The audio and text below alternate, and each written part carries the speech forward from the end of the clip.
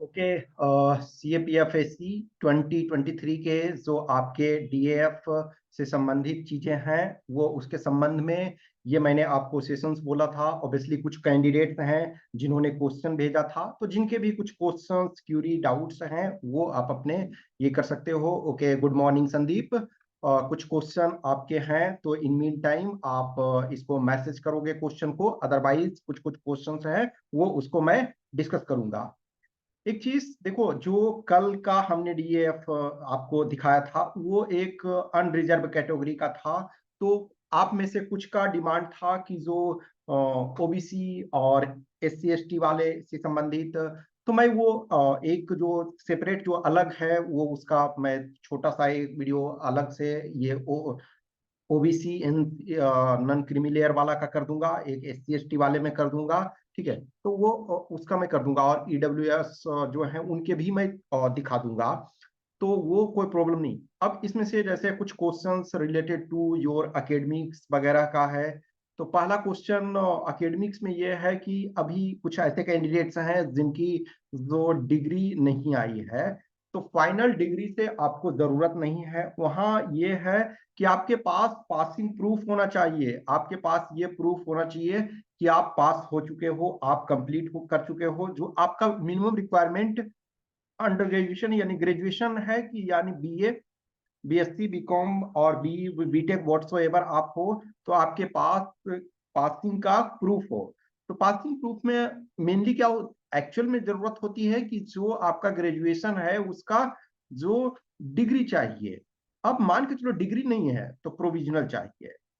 Provisional भी नहीं है यदि आपके पास, ओके, सो प्रोविजनल भी नहीं है यदि, जब प्रोविजनल भी नहीं है तो फिर आप क्या कर सकते हो कि ये आप मार्कशीट फाइनल ईयर का जमा कर सकते हो कि हाँ, या तो कंप्लीट मार्कशीट है तो उसको कर सकते हो, यदि नहीं है तो आप फाइनल ईयर का आप दे सकते हो। ओके, सो जो भी आप ज्वाइन नहीं कर पा रहे हो और जिनको कुछ भी इशू है तो आप क्वेश्चन क्यूरी अपने ये दे सकते हो। ओके,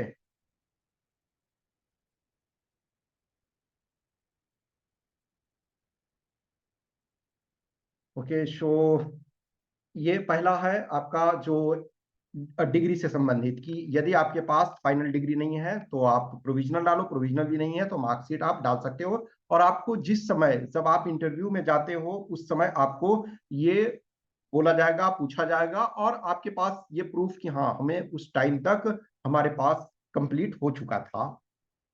दूसरा सो आपका है कि डिफरेंट और जो एस्पेक्ट्स होते हैं, सपोज करो कि किसी का कोई और इश्यूज है, किसी का मान के चलो कि जैसे एक कैंडिडेट का था कि कब तक बुलाया जाएगा, ये उसमें से है। ठीक है, तो एक सेकेंड। तो किसी का भी सपोज करो कि बुलाने के लिए है तो आपका ये मान के चलो अभी फिलहाल तक के लिए ये कि दिसंबर एनी टाइम आपको बुलाया जा सकता है। ठीक है, तो वो है। दूसरा क्वेश्चन किसी ये है कि जो मेडिकल चेकअप होता है तो उसमें सपोज करो कि किसी को कोई डिजीज वगैरह इस टाइप का, सपोज एक कैंडिडेट ने मैसेज भेजा था कि यदि हम ट्यूबरकुलोसिस से, TB से रिकवर हुए हैं, तो कोई भी डिजीज होता है, कुछ ऐसी चीजें हैं तो उसके सिम्टम होते हैं। वो सिम्टम आपके कुछ दिनों तक रहते हैं। जैसे बेस्ट एग्जांपल मैं देता हूं कि कुछ जो कैंडिडेट्स थे जब ये 2020 का फिजिकल हो रहा था, फिजिकल मेडिकल, तो चूंकि 2020 का फिजिकल आपका जब हो रहा था 21 में, तो उसमें से कुछ कैंडिडेट बहुत सारे ऐसे थे जिन्हें कोविड हो गया था। जब कोविड हो गया तो उनके जो ब्लड ये में है, तो ब्लड वगैरह में कोई दिक्कत ये था, तो उसके कारण जो है आपको प्रॉब्लम किसी को ये हो रहा था, तो उसमें से टाइम दिया गया था। लेकिन अभी प्रॉब्लम ये हो रहा है कि ये टाइम जो है ये आपका रीमेडिकल के लिए कोई टाइम नहीं दिया जा रहा है। तो जब रीमेडिकल के लिए अभी टाइम नहीं दिया जा रहा है तो आपके यदि कोई सिम्टम, आपका कोई भी डिजीज, चाहे आपके ब्लड में कुछ प्रॉब्लम हो या कुछ ऐसी सिचुएशन होती है, तो आपका रिजेक्शन होने के चांसेस हैं। लेकिन यदि मान के चलो कि अब इस बीच में कुछ दिन पहले किसी का हो गया है, अब आप रिकवर कर गए हो, तो ये आप एक बार, सो अभी एक्सपर्ट डॉक्टर हैं उस फील्ड के, तो उनसे आप ये सजेशंस लोगे कि इसके क्या कुछ सिम्टम्स वगैरह रह सकते हैं, और या वो उसको कम करने के लिए कोई वो प्रिस्क्रिप्शंस करते हैं, तो आप ये उनसे पूछोगे। अदरवाइज नॉर्मल है कि आपका जो भी है ब्लड टेस्ट होता है, आपका यूरिन टेस्ट होता है, आपका चेस्ट का सारे ये एक्सरे वगैरह लिए जाते हैं, तो उसमें से यदि कुछ प्रॉब्लम है तो आपको प्रॉब्लम हो सकता है। ठीक है, तो ये इसका ये ध्यान रखोगे। ओके, सो फिलहाल यस संदीप, अभी आपका कुछ क्वेश्चन है?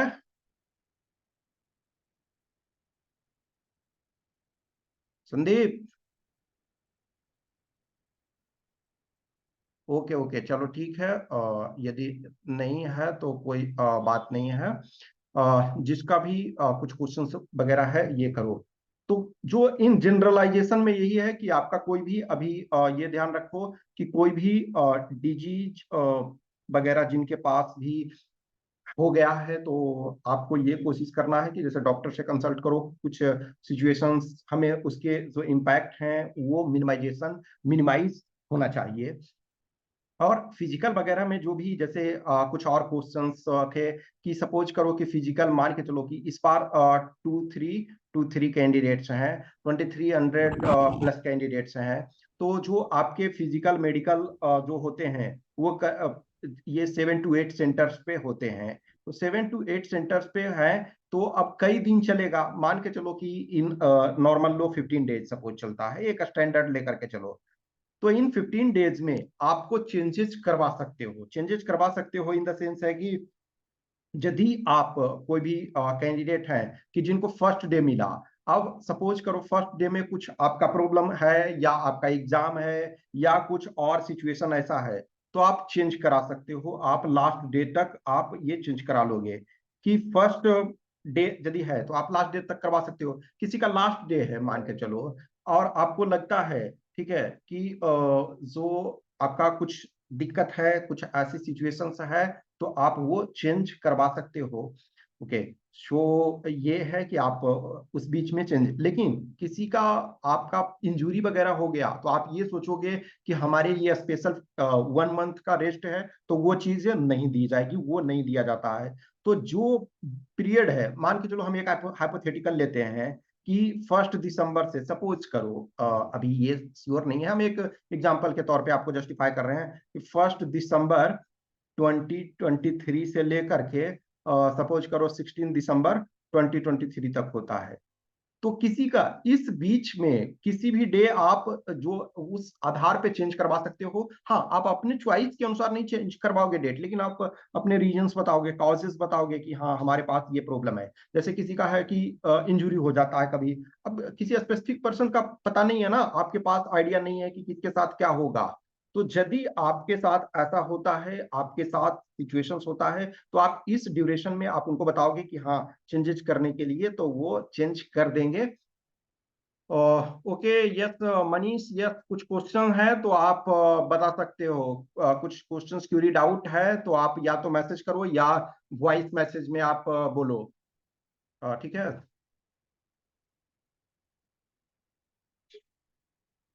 है कुछ या मनीष? जा रही है मेरी। हाँ हाँ, आ रही है, आ रही है आपकी आवाज।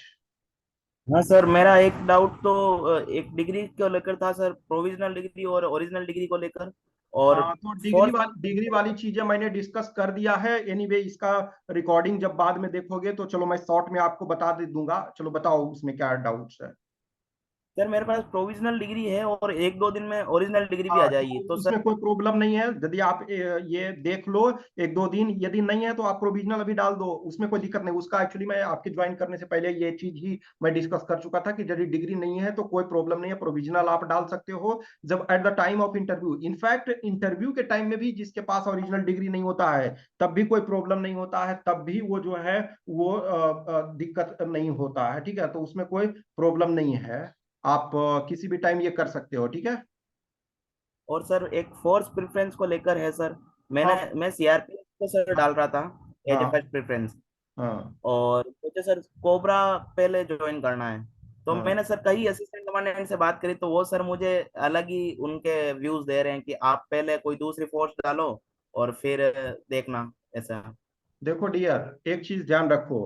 कोई भी फोर्स जो होता है ना, आप बाहर होते हो और फोर्स में अंदर जाते हो तो बहुत सारे सिचुएशंस होते हैं।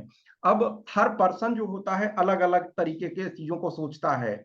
फोर्स में क्या होता है कि आपका लाइफ जो है डिफिकल्ट, जैसे जैसे आप जैसे जिन चैलेंजिंग फोर्स में जाते हो लाइफ आपकी उतनी डिफिकल्ट होती है। आपसे उतना फिजिकल एक्सपेक्टेशंस का रिक्वायरमेंट होता है, आपसे उस लेवल का स्टैंडर्ड का रिक्वायरमेंट होता है। तो वो सिचुएशंस को आपको करना होगा। तो यदि कुछ ऐसा लगता है कभी कि हमें कोबरा ज्वाइन करना है तो आप सीआरपीएफ में जा सकते हो। लेकिन उसमें से आपको अलग से ट्रेनिंग करना पड़ता है। सपोज करो 40 किलोमीटर तक आपको रन करना पड़ता है। तो ये ऐसा नहीं है फुल एंड फाइनल। आप बेटर है कि ऑल 5 पार्टिसिपेटिंग फोर्सेस है, इसको अभी स्टडी करो थोड़ा अपने पॉइंट ऑफ व्यू से, और उसके बाद निर्णय लो। फिर आपको कोई दिक्कत होगा, मैं एक बार मैंने ऑलरेडी ये पिछले कल के वीडियो में बता चुका हूं कि मैं फोर्स के बारे में ऑलरेडी आपको बता दूंगा। एक 5 पार्टिसिपेटिंग फोर्सेस के बारे में डिस्कस करूंगा कि क्या इसमें से सिचुएशंस है कौन से फोर्सेस का। लेकिन जो भी आप कोई चीज को ज्वाइन करते हो तो आप अपने अनुसार देखो कि हाँ हम क्या चाहते हैं। यदि आप कोबरा चाहते हो कि हाँ हमें, तो कोबरा के वर्किंग को देखो। और यदि उसके अब किसी चीज के वर्किंग में आप मान के चलो कोई जंगल वारफेयर में जा रहा है, तो उसके लिए वो टफनेस की रिक्वायरमेंट होती है, वो आपको फिटनेस की रिक्वायरमेंट होती है। यदि हम फिटनेस वो दिखा रहे हैं तो दैट्स फाइन। अब जस्ट एग्जांपल लो कि जम्मू एंड कश्मीर इंडिया का है, वहां कुछ प्रॉब्लम्स होते रहते हैं। आर्म फोर्सेस में जो जाते हैं कुछ पर्सन हैं मार्टेड हो जाते हैं, this is the truth of the day. लेकिन कुछ ऐसे, जितने भी आर्म फोर्सेस में हमारी ट्रेनिंग इस ढंग से होती है कि हर के पास ऐसा जज्बा होता है कि फ्रंट से लीड करने के लिए ऑफिसर ऑफिसर्स जो भी होते हैं फ्रंट से लीड। लेकिन कुछ ऐसे ऑफिसर्स जाते हैं कि मैं अपना ये के लिए आराम के लिए आया हूं। तो ऑब्वियसली बात है उनके लिए फिर बेटर कि आप कुछ ऐसे जगह जाओ जहां की आपको प्रॉब्लम ना हो।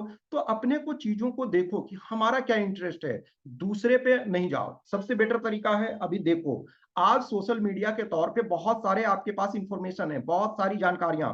तो उन जानकारी को अभी 1-2 दिन में, ये अब ऐसा नहीं है कि आप पूरे पांचों फोर्स जो है 5 पार्टिसिपेटिंग फोर्स है उसके सारे हिस्ट्री को आप रट लोगे या जान जाओगे, नहीं। ये पॉसिबल नहीं होता है। जब आप फोर्स में जाते हो तब उसके प्लस एंड माइनस पता चलते हैं।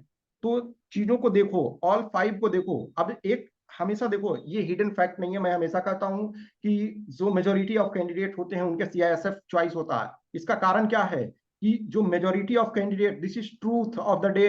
और ये एक तरह से दुर्भाग्य भी है इस किसी भी फोर्स के लिए कि मैक्सिमम लोग जो होते हैं सेकेंडरी चॉइस में रखते हैं। कुछ लिमिटेड कैंडिडेट्स होते हैं जिनको कि जज्बा होता है कि हमें जाना है, लेकिन बहुत सारे जिनको प्रॉपर जज्बा होता है जाने के लिए, बहुत सारे वो कैंडिडेट सेलेक्ट नहीं होते हैं। और बहुत सारे कैंडिडेट होते हैं जो सेकेंडरी चॉइस रखते हैं, उनका सिलेक्शन हो जाता है। क्यों? क्योंकि यहाँ प्रिपरेशन इस ढंग का है। अब मान के चलो कि फिजिकल इसका टफनेस थोड़ा होना चाहिए, एसएसबी करना चाहिए था, बट हम यहाँ उन मैटर पे नहीं जाएंगे। यहाँ ये है कि जो वास्तविकता है, बहुत सारे लोग, मैक्सिमम लोग जो है सीएसएफ को चॉइस देते हैं। लॉट ऑफ पीपल हैं मेरे से जुड़े हुए जो टॉप 10 में रैंक लाए, उसके बाद भी सीआईएसएफ के अलावे उन्होंने चॉइस दी। किसी ने सीआरपीएफ दिया, किसी ने आईटीबीपी दिया, किसी ने बीएसएफ दिया, टॉप रैंक आने के बाद। तो एवरी टाइम ऐसे सिचुएशन होते हैं, तो आप अपने को जज करो। लेकिन जिस भी फोर्स में आप रहोगे, एक चीज ध्यान रखो कि कोई भी जगह जाओगे वहां के यूनिक चैलेंजेस फेस करने पड़ेंगे। तो अभी उसको स्टडी करो, और उसके बाद कुछ क्वेश्चन क्यूरी होगा तो उसको हम और डिस्कस करेंगे, ठीक है? Okay sir, thank you. Okay. कुछ और क्वेश्चन है? No sir. ठीक है। तो हमने फोर्स के बारे में डिस्कस कर दिया, जो आपका टाइम ड्यूरेशन के बारे में डिस्कस कर दिया कि 15 डेज के आसपास सपोज चलता है तो कुछ का सिचुएशन ऐसा हो जाता है, तो इंजुरी वगैरह कुछ ऐसा है तो आप उसको बीच को डेट को चेंज करवा सकते हो, ठीक है? तो जब आपके पास ऐसा लगता है कि कुछ ऐसा है तो चेंज करवा लोगे, लेकिन आपके पास प्रूफ होना चाहिए वैलिड। आइदर आपका इंजुरी वगैरह हो गया है तो आप सर्टिफिकेट लगा दोगे, या कोई एग्जाम वगैरह है तो उसका एडमिट कार्ड लगा दोगे। ये अब एक और चीज जो रीमेडिकल 22 वाले बैच से जो हो रहा है, तो 2022 बैच से रीमेडिकल में आपको टाइम नहीं दिया जा रहा है। यानी कि मेडिकल का रिजल्ट आपको जिस दिन मिलता है और रीमेडिकल आपका नेक्स्ट डे ही हो जाता है, ठीक है? तो आज मेडिकल है और नेक्स्ट डे रीमेडिकल हो गया। तो उसमें से क्या है कि अब किसी का ओवरवेट, सपोज है ओवरवेट वाला प्रॉब्लम सबसे ज्यादा, ये 22 में जो है ओवरवेट वाले कैंडिडेट सबसे ज्यादा समस्या फेस किए। और उसको देखते हुए आज आपके पास टाइम है, आज आपके पास समय है, तो अभी से उसको लगो। इनफैक्ट अभी से क्या, जिस दिन रिजल्ट आया था या जिस दिन इनफैक्ट आपने एग्जाम दिया, तो आपको तो पता है ना कि हाँ कुछ कैंडिडेट बॉर्डर पे होते हैं कि होगा या नहीं होगा, लेकिन होगा या नहीं होगा तब भी हमें पॉजिटिव साइड में रहना चाहिए कि आप रनिंग करते रहो, फिजिकल करते रहो, आप एक्स्ट्रा यदि वर्कआउट कर लोगे तो वो नुकसान नहीं होगा। तो जिनका भी ओवरवेट है प्लीज उसको कम करो, क्योंकि हो सकता है डिपेंडिंग ऑन कमांडिंग ऑफिसर, वो चूंकि लास्ट टाइम फर्स्ट ऐसा ईयर था 22 में सब मेडिकल के तुरंत बाद रीमेडिकल हुआ, तो उन्होंने क्या किया कि अप टू 5 kg अलाउ कर दिया था कि 5 kg तक ओवरवेट है, लेकिन आप उसको आधार नहीं मान लोगे, बेस नहीं मान लोगे कि 5 kg तक हमारा है तो हमारा अलाउ किया जाए। वो फर्स्ट टाइम था तो अलाउ किया गया, आपका वो राइट नहीं है। कमांडिंग ऑफिसर यदि टाइट है तो आप कुछ नहीं कर सकते हो, और वेट तो आप एक दिन में कम नहीं कर सकते हो ना। तो कोशिश करो कि रेंज में आने का, 2 kg तक में आपको कोशिश करो कि सपोज आपका जो मान के चलो कि सपोज करो कि 65 आपका मैक्सिमम लिमिट है, तो 65 मैक्सिमम लिमिट है तो 67 तक आपका होना चाहिए। वो आप हाइट वेट वाला चार्ट से ये कर लो, और जिनको नहीं पता है मैं वो नेक्स्ट किसी वीडियो में मैं वो चार्ट आपको दिखा दूंगा। तो जिनका ओवर वेट है वो आप उसको एकदम पक्का कर लो चीजों को। जो फिजिकल इवेंट्स है, फिजिकल इवेंट्स पे सबसे पहले ध्यान रखो कि बहुत ज्यादा प्रेशर नहीं लेना है। ये आप एक ऑफिसर के लिए जा रहे हो, आप एक ऑफिसर के तौर पे आप सेलेक्ट होने वाले हो, तो जब ऑफिसर के तौर पे सेलेक्ट होने वाले हो तो उसमें से इतना ज्यादा फिजिकल नहीं है। 100 मीटर रनिंग आपका है, मेल हो तो आपके पास 16 सेकेंड मिल रहा है, फीमेल हो तो 18 सेकेंड मिल रहा है। 800 मीटर के लिए मेल हो तो 3 मिनट 45 सेकेंड मिल रहा है, और फीमेल हो तो 4 मिनट 45 सेकेंड मिल रहा है। लॉन्ग जंप के लिए मेल हो तो आपको 3.5 मीटर करना पड़ रहा, फीमेल हो तो 3 मीटर करना पड़ रहा। और यदि आप शॉर्ट पुट में आपका 4.5 मीटर शॉर्ट पुट करना पड़ रहा है, तो ये सिर्फ मेल के लिए। अब ये जो 100 मीटर है उसमें 16 सेकेंड, ये बहुत चुनौतीपूर्ण नहीं है। 800 मीटर 3 मिनट 45 सेकेंड, ये इतनी चुनौतीपूर्ण नहीं है। लॉन्ग जंप में आपको 3 अटेम्प्ट दिया जाता है दोनों के लिए। शॉर्ट पुट में इधर देखोगे कि जस्ट 1 अटेम्प्ट दिया जा रहा, लेकिन अब जो है 3 अटेम्प्ट इसमें भी दिया जा रहा। तो ये सारे इवेंट्स जो है इतने चैलेंजिंग नहीं है। अपने को सबसे जरूरी है कि कॉन्फिडेंस में रखो कि हम कर ले जाएंगे, ये एक पॉजिटिव थॉट बहुत जरूरी है। और हमेशा ध्यान रखो कि किसी, ये मैं प्रैक्टिकल बात बताता हूँ कि जो है ना ये एक कुएं का लॉ ऑफ रिवर्स इफेक्ट, या हम कहते हैं ऑटो करेक्शन, और या पॉजिटिव करेक्शन, ये है ठीक है। इमाइल कुए, इमाइल कुए कहते हैं ना कि एक टर्म सुने होंगे आपने, प्लेसिबो। जो मेडिसिन जब भी टेस्ट किया जाता है तो प्लेसिबो कुछ जब टेस्ट के ड्यूरेशन में, तो कुछ को जस्ट वाटर दिया जाता है जो डिस्टिल्ड वाटर है, या फेक मेडिसिन मान के चलो कि जो इंजेक्शन देना है तो जस्ट वो वाटर है, और उसका कलर या टेक्सचर उसी ढंग से बनाया हुआ है, जो पैकेज है उसी ढंग से है, या जो टैबलेट है तो उस टैबलेट में कुछ भी एक तरह से वो नहीं है, वो एक्चुअल मेडिसिन के इंग्रेडिएंट्स नहीं है, लेकिन टेस्ट उस ढंग से बना दिया गया। और पेशेंट्स को या जिन पर टेस्ट किया जा रहा है तो कुछ को फेक दिया जा रहा है और कुछ को ओरिजिनल दिया जा रहा है, और ये देखा जाता है कि जो प्लेसिबो है, फेक भी है, वो सेम वर्क करता। क्यों? क्योंकि आपका जो है सिस्टम है, आपका जो बिलीफ सिस्टम है वो पॉजिटिवली वर्क करता है। तो इसमें भी है जिनके पास भी ये, मैं ऑब्वियसली मैं उतना बड़ा ये एक्सपर्ट नहीं हूं कि मैं ये बोलूं कि मैंने बहुत सारा एक्सपेरिमेंट किया, नहीं। लेकिन मैंने बहुत सारे कैंडिडेट्स को जो हमसे जुड़े हुए, लॉट ऑफ टाइम होता है कि फिजिकली उतने ज्यादा स्ट्रांग नहीं है, या उनको थोड़ा डाउट लगता है, किसी को थोड़ी इंजुरी, फिर भी कर ले जा रहे हैं। कुछ ऐसे पर्सन को देखता हूं मैं कि वो बहुत ज्यादा फिजिकली फिट है, एलिजिबल है प्रॉपर तरीका से, और उनके पास भी रिजेक्शन हो जाता है। ये एक तो होता है कि आप टू मच कंसर्न देते हो कि क्या होगा नहीं होगा, हम पास हो जाएंगे फेल हो जाएंगे, सर मेरा आखिरी अटेम्प्ट है। ये सोचने की जरूरत नहीं है। ये इवेंट्स, आप ऑफिसर बनने जा रहे हो, कांस्टेबल जो जाते हैं बनने के लिए, या सब इंस्पेक्टर बनने जाते हैं, ऐसा सब सबॉर्डिनेट ऑफिसर्स, उनको आपसे ज्यादा करना पड़ता है, आपसे टफ करना पड़ता है। जो आर्मी के लिए रिक्रूटमेंट के लिए जाते हैं उन्हें बहुत ज्यादा रनिंग करना पड़ता। तो उस कंपैरिजन में आपका कुछ ज्यादा नहीं है। तो एक पॉजिटिव रखो, एक थॉट रखो कि हम कर ले जाएंगे, हमारे पास इतनी समस्या नहीं है, हम ये एक चुनौतीपूर्ण नहीं है, तो हम कर ले जाएंगे। लेकिन यही है कि इंजुरी ना होने दो। इंजुरी होता है तो आपका ही नुकसान है ना। आप कभी कुछ टाइम में क्या होता है कि एक्स्ट्रा आप पुश कर देते हो, उसके टर्म में इंजुरी हो जाती है, तो वैसा ना करो। नॉर्मली जैसे जो रनिंग वगैरह में बहुत सारे कैंडिडेट्स हैं कि रनिंग में, तो रनिंग इतना ज्यादा नहीं है अभी आपके पास टाइम है। जो भी मान के चलो कि 50 डेज तो कम से कम है, तो कम से कम जब 50 डेज है आपके पास, तो रनिंग करो। अभी ब्रीदिंग कंट्रोल पे ज्यादा ध्यान दो। आपके डाइट्स वगैरह जो है उसमें से देखो, एक जो एवरेज कैंडिडेट हैं जिनको लगता है कि हमें फोर्स में ज्वाइन करना है, हमें फोर्स जाना है, तो वो चीजों से एक्टिव रहते हैं ऑलरेडी, तो उनको उतना प्रॉब्लम नहीं है। लेकिन हर का बॉडी अलग अलग है। किसी को लगता है कि हमारा बॉडी ऐसा है कि जब हम प्रॉपर डाइट को कंट्रोल ना करें या प्रॉपर न्यूट्रिशन चार्ट नहीं हो तो हमारे से कंट्रोल नहीं होगा। तो आप किसी भी ट्रेनर के पास जाएं या जो डाइटिशियन है उनके पास जाएं, वो उनसे आप चार्ट बनाएं कि ये हमारी बॉडी है। इसमें तो आज के डेट में क्या है, जैसे आप मेजरमेंट करवाते हो तो उसमें सारी चीजें आ जाती है कि आपकी बॉडी के अनुसार रिक्वायरमेंट क्या है, तो वो आधार पे देखो। फिर रनिंग वगैरह के लिए है, जहां भी ट्राई करो कि सॉफ्ट ग्राउंड हो तो ज्यादा अच्छा है। जैसे कुछ जगह हार्ड ग्राउंड में थोड़ा सा इंजुरी का ज्यादा चांसेस रहता है, तो कोशिश करो रनिंग के लिए सॉफ्ट ग्राउंड होने के लिए। जैसे जहां भी आपका आसपास प्ले ग्राउंड है, जहां मिट्टी वाला है वहां, या घास वाला ग्रास वाला है, वो वहां करने की कोशिश करो। और ऑब्वियसली लॉन्ग जंप तो आपको हर हाल में ये सॉफ्ट वाले में ही करना पड़ेगा, क्योंकि वहां तो और इंजुरी का सबसे ज्यादा चांसेस रहेगा।